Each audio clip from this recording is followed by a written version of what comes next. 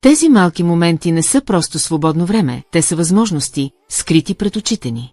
Повечето хора ги игнорират, защото изглеждат твърде малки, за да имат значение.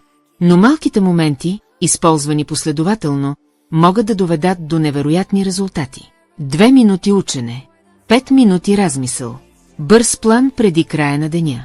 Тези действия може да ви се струват незначителни днес, но с течение на времето те се натрупват в нещо мощно. Защото напредъкът не се създава в един голям драматичен момент. Той се създава в тихите минути, които повечето хора пренебрегват. И когато започнете да уважавате тези минути, започвате да уважавате бъдещето си.